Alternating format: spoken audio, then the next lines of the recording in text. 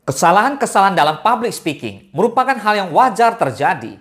Entah itu karena merasa gugup, kurang latihan, atau bahkan kurangnya rasa percaya diri saat berdiri di depan.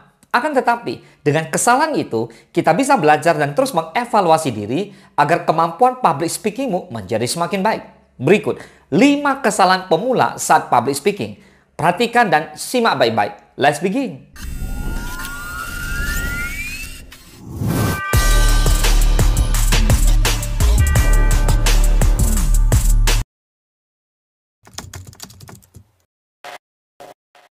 Yang pertama, mata tidak melihat ke arah audiens. Salah satu hal yang harus diperhatikan dalam public speaking adalah bagaimana cara kita menatap suatu objek.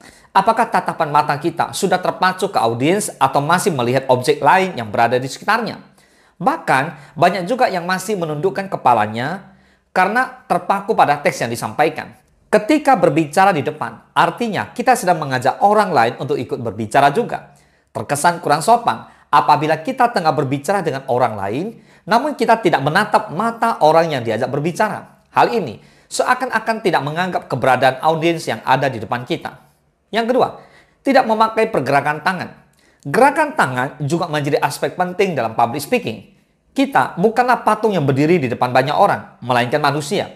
Dengan adanya pergerakan tangan yang kamu mainkan, akan membuat audiens lebih tertarik padamu dan lebih memperhatikan ke depan. Cobalah sedikit mainkan tanganmu agar bisa menarik perhatian audiens. Tentunya, gerakan tangan di sini tidak sembarang dilakukan ya, melainkan dengan cara dan gerakan yang benar. Kurangi juga gerakan-gerakan yang dirasa tidak diperlukan. Yang ketiga, bermuka datar dan kurang mengekspresikan diri. Tak kalah pentingnya, ekspresi wajah juga merupakan hal yang harus diperhatikan dalam public speaking. Seorang pembicara yang baik tentunya harus mengekspresikan juga apa yang disampaikan lewat mimik wajahnya.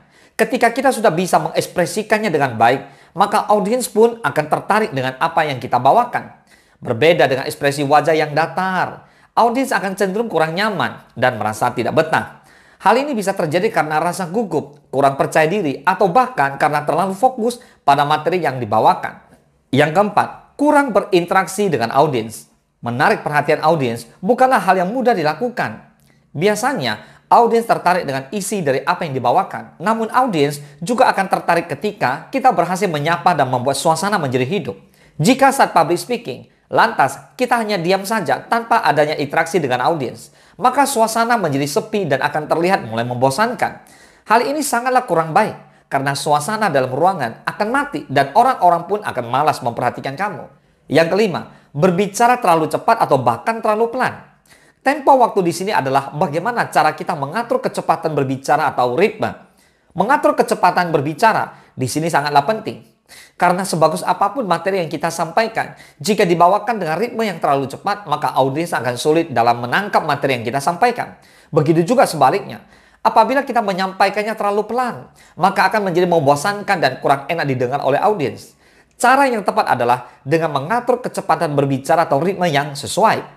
Kini, public speaking merupakan hal yang sangat dibutuhkan. Public speaking tidak melulu soal presentasi ataupun pidato, namun mencakup arti yang lebih luas. Selama itu kegiatan yang mewajibkan berbicara di depan umum, itu bisa disebut sebagai public speaking. Seperti halnya dalam berbisnis, sambutan, atau bahkan ceramah keagamaan. Nah, itulah beberapa kesalahan pemula saat public speaking. Coba kamu cek. Apakah kamu masih seperti itu? Jika iya, kamu harus lebih banyak berlatih lagi agar menjadi seorang pembicara yang handal. Semoga bermanfaat. Salam sukses, Dasya!